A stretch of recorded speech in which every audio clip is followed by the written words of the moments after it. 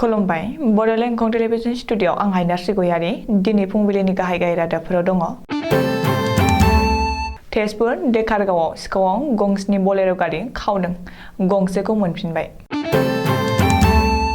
बिजनीनि गासै मोन 79 बैसागु खुंफुं आफादा सोरखारनि अनसुंथाइनिफ्राय नासयजादों। पान्जाबनि फिरजपुराव BSFआ 1.2 किल'ग्राम हेर'इन जब्द खालामदों।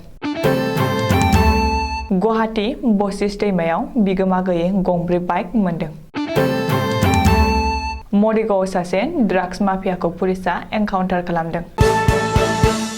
दानिया फैदो आबुं रादाबाव।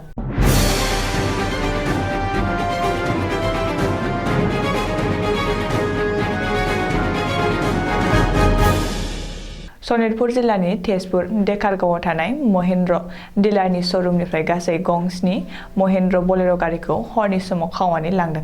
महेन्द्र डिलारशिपनि बिगोमाया बुंथिनाय बादिब्ला बिस्तिबारनि हराव 60सो दाखायदा देगार बायदि लानानै गेटआव थानाय सानै सिकिउरिटिखौ खाग्रोदों आरो बिनि उनाव साबि दोननाय रुमाव हाबनानै साबिखौ लानानै गासै गंबा मानसि गाखोग्रा बलेर' गारि आरो गंनै माल रोगाग्रा बलेर' पिकआप गारिखौ लानानै थांदों। अदेबानि सुलुं मोननाय बादिब्ला जायगायाव थाव सोफैनायनि उनाव गंसे बलेर' पिकआप गारिखौ सिखावआ गालांफिनदों, नाथाय अब्लाबो गासै गंद' बलेर' गारिखौ दासिमबो मोनाखै होननानै मिथिदों। आथिखालाव पुलिसआ जाथायनि सोमोन्दै नायबिजिरबाय होननानै पुलिसनि सुलुङाव फोरमायदों।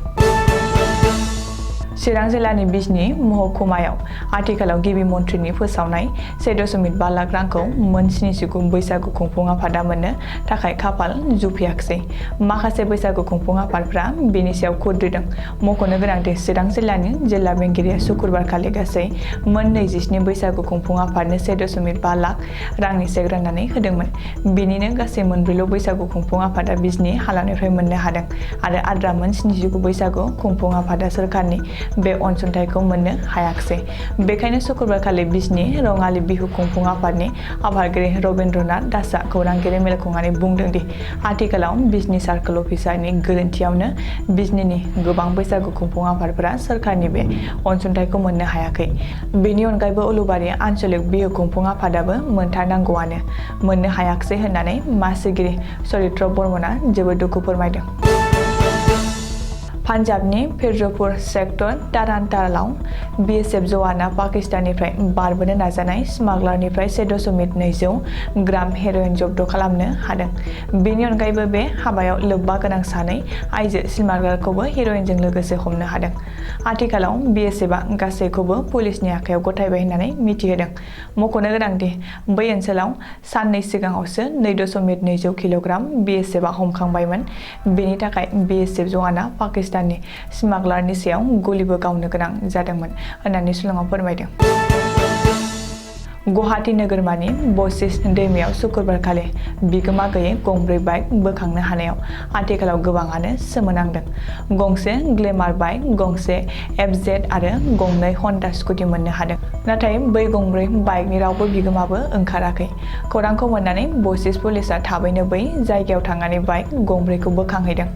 बोखांनो हानाय बाइकफोरनि रेजिस्ट्रेसन नाम्बारफोरा फारियै AS01, DA 5813, S01, BB2718, AS01, BQ 7714, AS01, PP 0487 होननानै पुलिसआ मिथिहोदों। गोबाङानो बै बाइकफोरा खावनायसो होननानै सन्देह खालामदों।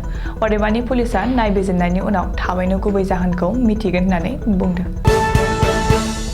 मरिगावआव पुलिसआ बिस्तिबारनि हराव जरिल आसलाम मुंनि सासे ड्राग्स माफियाखौ एनकाउन्टार खालामदों। मरिगाव जिल्लानि SP अर्पणा एना खौरांगिरिनि सिगाङाव फोरमायनाय बादिब्ला सिगाङाव पुलिसआ जहुरुल इस्लामखौ खारनाय समाव थाथ'नो थिनदोंमोन, नाथाय पुलिसनि बुंनायखौ मानियैलाय पुलिसआ बेनि आथिंआव गावनो गोनां जादों। जोखोम जानाय जहुरुल इस्लामखौ सिगाङाव मरिगाव सिभिल हस्पिटालाव थिसनदोंमोनब्लाबो नाथाय उनाव गुवाहाटी मेडिकेल कलेज आरो हस्पिटालाव देहा फाहामथायनि थाखाय थिसननाय जाबाय होननानै मिथिहोदों। दिनै फुंबिलिनि रादाबा एसेनोसै। गोजोन्थों।